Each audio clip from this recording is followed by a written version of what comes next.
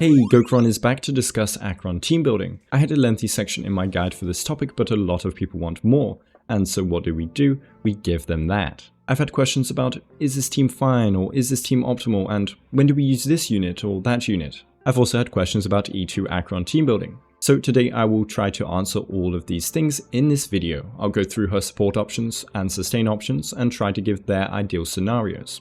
I hope this video helps, and if it does, let me know with a like and sub, and share to anyone that needs any help. Also, let me know below what your favorite Acheron team is. Anyway, let's begin. First, what are our priorities when building a team in general? Acheron is a hypercarry, and in a hypercarry team, all resources are dedicated to them in their team. So in general, we want 2 supports and a sustain. We can also do 3 supports if one can act as a pseudo-sustain, or if you kill the enemy fast enough, because there's no sustain better than dead enemies. We'll also check out her multi-carry compositions a bit later. So 2 supports, however, Acheron is not like other girls and double dips in Nihility synergies. First, she will want debuffs for her ultimate charges, her ultimate being 3/4 of her total damage profile. Nihility units have monopolized the debuffing niche, and few units outside this path have debuffs. If a non-Nihility unit does have debuffs, it's not close to as consistent or frequent as this path. Secondly, she wants 2 Nihility units to maximize her The Abyss Trace passive, giving us an incredible multiplicative boost to all damage done. We'll look at her Harmony options though afterwards, as well as E2 stuff. So among the Nihility path, who do we choose and when? If we want pure AoE power, we'd bring Palla. However, she will be needing the Resolution or Incessant Rain Light Cone for optimal debuff frequency and damage amp. If not, you'll need to have her E4 and use your skill to apply Ice Res Reduction. It requires more SP usage, but if your other units generate enough and your Acheron is on the slower side, it's not too bad. She applies a debuff every basic with a debuff light cone, every skill with E4 or that same light cone, and every ultimate with her base kit. Grenadine can be another option to double down on AoE or just as an alternative to Palla. She will want the Resolution light cone for an increase to her damage amp, but doesn't need it for debuffs on her basics. She has an 80% base chance to apply a burn, meaning with a 109% effect hit rate, she can guarantee this. Since she isn't in a dot team, you can forego her damage and opt for pure support if you want to reach this. Now, Acheron's AoE damage in her ultimate is incredibly strong and often overkills those weak enemies, giving us damage screenshots that are way higher than health bars actually are. Thus comes in Silverwolf, the premier damage amper for low target situations. If you are versus a boss or even 2 elites, she will offer a damage increase much stronger than other units. She will need 132% effect hit rate if you want your bugs to be guaranteed every time she basic attacks, but usually she goes for 97% to guarantee her skill and ultimate at most. This gives her an 85% chance to apply her bugs per basic, which isn't bad at all. She can thus apply a debuff on her basics, every skill, and every ultimate. Here are Silverwolf's damage increases depending on the scenario.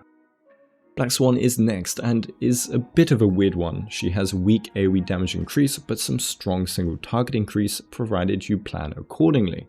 She can apply a debuff every basic, every skill, and every ultimate.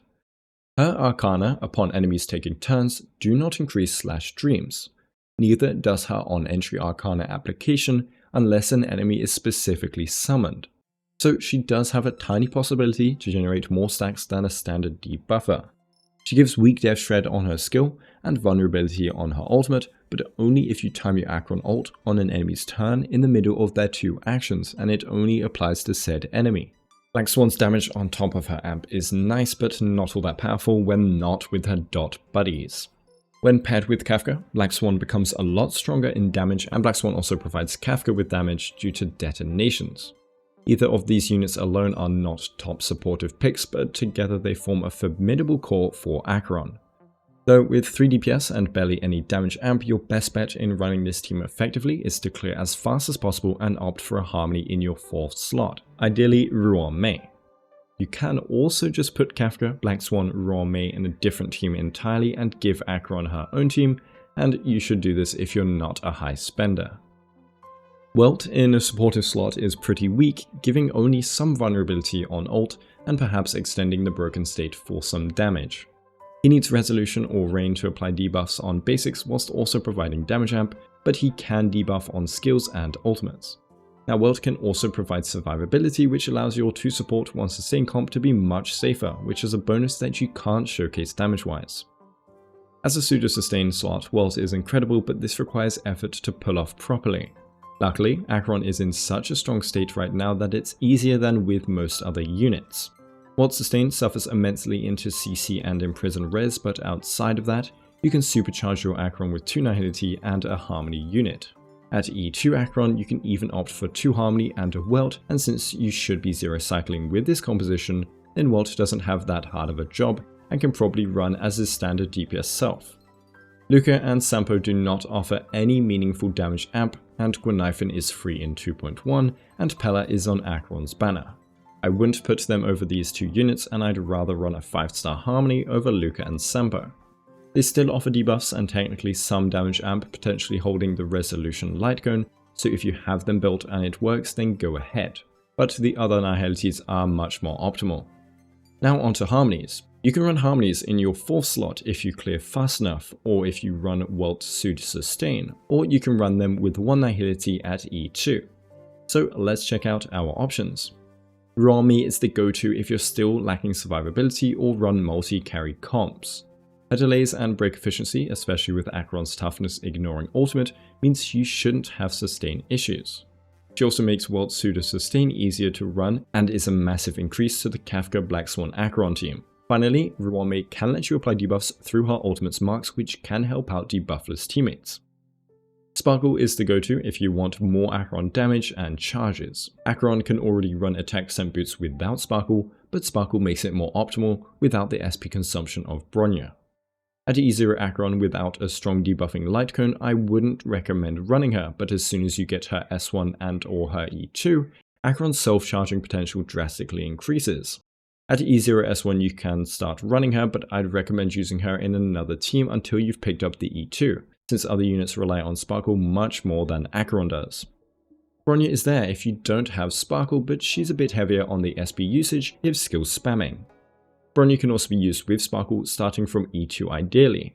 You'd then run a 4th slot Nihility to max out her Abyss passive, and since this composition should be close to 0 cycling everything, you shouldn't have sustained issues. Sparkle brings up Acheron, Acheron acts, Bronya brings up Acheron, and Acheron acts and kills everything. Also, if you have your ultimate ready from Acheron, consider stalling a bit so you can combo both Bronya's and Sparkle's skill buffs. Since Sparkle's skills buff lasts until the start of your next turn, if you ult during Bronya's skill animation just before your turn, you'll be buffed by both of their high power skills, allowing for a massive ult wombo combo. As for the other Harmonies, Asta can be a replacement to Ruomi, and Yukong and Hanya can work as Harmony units, but again prioritize Nihility over them unless you're running no sustain or Welt sustain. You can also use them if you have E2 Acheron and you're missing the 5-star Harmonies. Hanya would be the better choice over Yukong for that perma speed buff. Tingyun's energy is wasted on Acheron, so I wouldn't run them together, use her for your other team. For sustain, you can technically use whoever you want, and Acheron should be clearing content fast enough provided you optimize your 2 support slots. Going for an optimal sustain on top is just to make life even better, even easier. I've seen runs with debuffless sustains, but now let's talk about these optimal sustain units. First, the Preservation Gang. Lots are wondering who are the best preservation to use. For the best sustain, you're sticking with Fu Xuan. Her trend uptime is abysmal, but in AoE attacks you're just fine. And Fu Xuan offers the strongest sustain among any sustain character in the game right now. Ideally, you do run trend on her to also help Acheron somewhat, and her crit rate buff is always there as a nice bonus. For the next most comfortable sustain, combined with good trend uptime, you're looking at Gepard. He has an aggro increase in his talent for more trend ticks against non-AoE attacks. His sustain, as usual, is great at max investment, so you get the best of both worlds. He can also debuff on his skill with his freeze, but ideally you have E1 for a much better chance. Also, E2 Gepard is stated to not count as an additional slashed dream charge. Now, if you want the best trend uptime but harder to run sustain, then Fire MC is your pick. If you can run them, they offer the highest damage potential among preservation sustains, since their skill is a guaranteed debuff and gives them a guaranteed chance for them to be hit by every enemy affected. They are harder to run over Gepard and Fu Xuan though, so your Acheron must be a Giga Chad if you don't want to reset. March 7th offers low debuff chances on her ultimate, but that's only one debuff, and then she has some aggro increase on her shield, but that shield would have to be on herself for her to benefit from the Trent Light Cone. She is the weakest sustain right now for Acheron among preservation, but maybe that could change later on. Aventurine is confirmed to have a debuff on ultimates but lacks aggro increase. It would be a Fu Xuan situation where his sustained power, which looks to be incredibly strong, is prioritized over Trent activations. He can offer some damage himself and we don't know his full kit or light cone just yet, but I'll review the two together when he's released. The final sustain is our new abundance unit, Gallagher, who really excels in SP generation when your team is popping off, being the highest SP generator sustain in the game if you don't need to skill on him. He offers debuffs on ultimates and enhanced basics after those ultimates.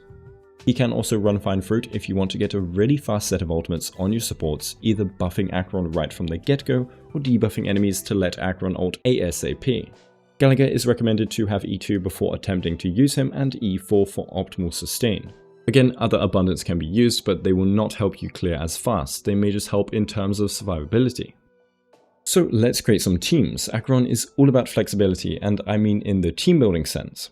Gobo, my Acheron is lacking in AoE damage. She clears the main target very well, but these additional mobs are too chunky. I'm also having sustained problems right now with Gallagher. Also, you've been diagnosed as Pellaless. I'd recommend running Pella, Gwynaifin and Fu Xuan or Gepard, with Black Swan being able to flex in a Nihility slot. So my Acheron now does too much AoE damage. I'm trying to fight Sam here. Well, then you want to get a Silverwolf on your team, and if you're struggling to survive, maybe Welt over your AoE debuffer. What if I have a waifu addiction? In that case, I recommend running a Black Swan team with her then, ideally with a Kafka and a Harmony unit that can boost all three, Ruan Mei or Asta.